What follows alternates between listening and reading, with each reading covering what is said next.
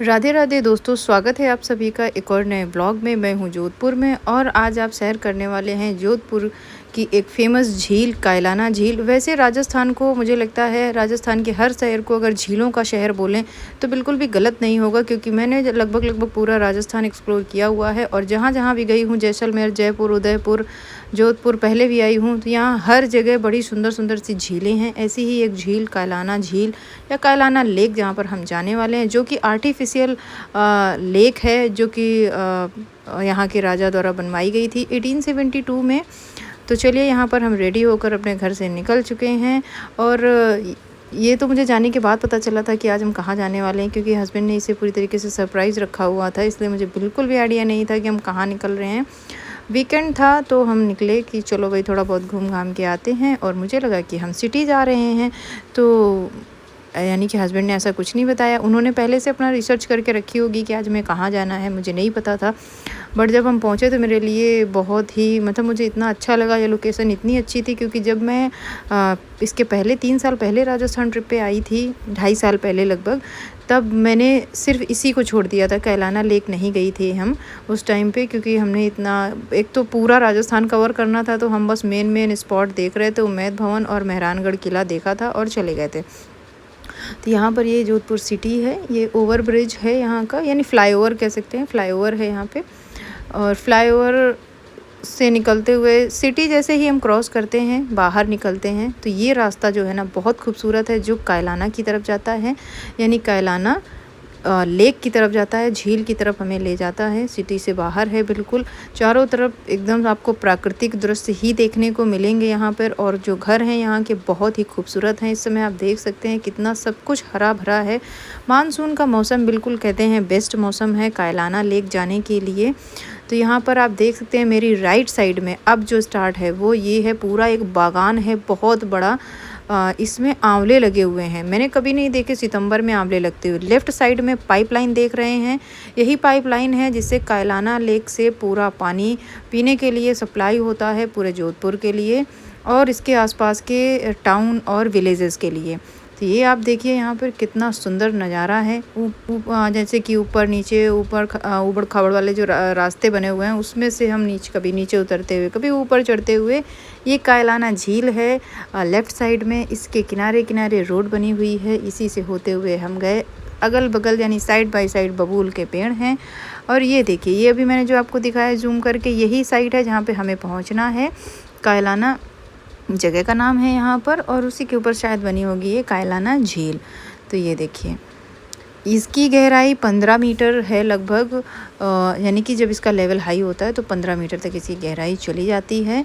और जैसे कि यहाँ पे पानी की प्रॉब्लम होती है, तो लगभग हर शहर में, यहाँ के जोधपुर के हर शहर में जो कृत्रिम झीलें हैं वो बनाई गई हैं ताकि पानी की समस्या ना हो, पूरे साल पीने के लिए पानी मिलता रहे।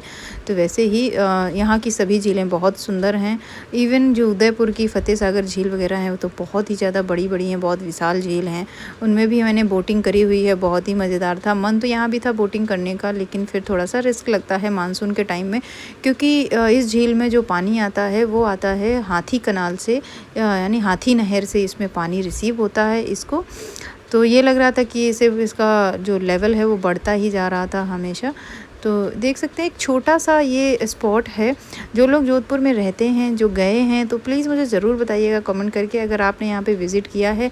अगर जो लोग नहीं आए हैं वो कभी भी राजस्थान स्पेशली जोधपुर जब घूमने आएँ तो आप इसे बिल्कुल मत मिस कीजिएगा। मानसून में देखने का जो नज़ारा है वो अलग ही है, क्योंकि वाटर लेवल भी बहुत अच्छा होता है, प्लस हर जगह सिर्फ़ और सिर्फ हरियाली होती है। पहाड़ पूरे हरे भरे होते हैं, एकदम हरियाली से ढके हुए। अच्छे से इसको बनाया गया है, बहुत ही अच्छा लगा। यहाँ पे साफ़ सफाई बहुत थी। हालांकि कुछ लोगों ने यहाँ पर अपने पानी वानी पी के, कुछ चिप्स पैकेट खा करके खाली छोड़ दी थी बॉटल्स। तो मैं सभी लोगों से रिक्वेस्ट करना चाहूँगी, भाई इस तरीके की जगहों पे जाया करें। डस्टबिन रखी हुई हैं, आप अपनी बॉटल, अपना कचरा या तो अपने साथ लेके जाएँ या फिर डस्टबिन्स में डालें, क्योंकि यहाँ पे झील में मैंने देखा कि बहुत सारा जो कचरा है ना, प्लास्टिक कचरा पड़ा हुआ था। जब आप छोड़ के जाते हो, हवा चलती है तो उसी में उड़ के जाता है, और फिर हवा जब ये लहरें जैसी छोटी छोटी सी आती हैं पानी में, तो फिर हालांकि वो साइड पे लगा हुआ था बहुत सारा कचरा। तो बहुत सुंदर तरीके से इसे बनाया गया है। खूब सारी सीढ़ियाँ और साइड बाय साइड रेलिंग्स बनाई गई हैं, इसमें लगाई गई हैं ताकि हम नीचे उतर करके पानी के पास में जा सकें। तो देख सकते हैं यहाँ पे लोग आते हैं। ये एक ऐसी जगह है जहाँ पर 1 घंटा भी आप रुक गए तो काफ़ी है। बोटिंग भी होती है, एडवेंचर स्पोर्ट, जिप लाइनिंग भी होती है यहाँ पर, जो आपकी आप यहाँ देख सकते हैं साइड में। पूरी जो झील है उसके इस पार से उस पार ले जाते हैं जिप लाइनिंग में। तो यहाँ पर मेरी बेटी को भाई पानी में जाना था। वैसे तो ये पूरी तरीके से रिस्क से भरा हुआ है, लेकिन हालांकि ये एक झील है और प्लस पथरीली झील है, यहाँ पे पत्थर ही है नीचे। तो बेटी को, यानी कि वैसे तो बच्चों को मैं सलाह बिल्कुल नहीं देती हूँ, लेकिन हमने भी उसको बहुत थोड़ी देर के लिए छोड़ा, बट अपनी पूरी निगरानी में मैं और मेरे हस्बैंड में से एक लोग पूरी तरीके से उस पर नज़र बना के रखे हुए थे कि बच्चा है, शायद अंदर की साइड ना जाने लग जाए, तो उसका आप जो है पूरा ध्यान रखें। हालांकि तब अब घूमने आए थे तो थोड़ा सा एक्सपीरियंस करवाने के लिए हमने उसे अलाउ किया इस तरीके से कि चलो भाई हमारी निगरानी में आप थोड़ा सा खेल लो। इसमें नज़ारा बहुत बहुत खूबसूरत है, हवा चलती ही रहती है और कचरा आप देख सकते हैं, ये साइड में कचरा और आगे जाके और बहुत सारा प्लास्टिक कचरा जहाँ पे जमा हुआ था।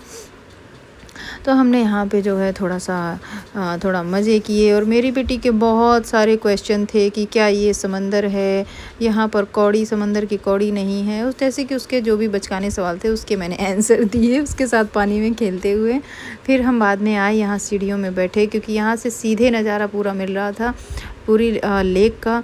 तो ये घाट बने हुए हैं यहाँ पर, ये कायलाना घाट इसे बोलते हैं। तो यहाँ पर आप शाम को बैठिए, झील को देखिए और अपनी परिवार के साथ में समय बिताइए अपने, या फिर जिसके भी साथ में आप आना चाहते हैं उसके साथ में आके यहाँ पे समय बिताएं। 1 घंटा भी आप आ गए ना तो उतना भी यहाँ पर काफ़ी है, क्योंकि एक छोटी सी स्पॉट है और बहुत बढ़िया सी ये जगह है आने के लिए। और बाकी इसके बारे में जानकारी आप और जुटा सकते हैं। हमने कुछ पिक्चर्स करवाए, कुछ वीडियोज़ लिए क्योंकि ये जगह ही इतनी अच्छी थी, यहाँ पे प्लांटेशन वगैरह भी किया गया था। तो जोधपुर में आपकी फ़ेवरेट जगह कौन सी है मुझे ज़रूर बताइएगा।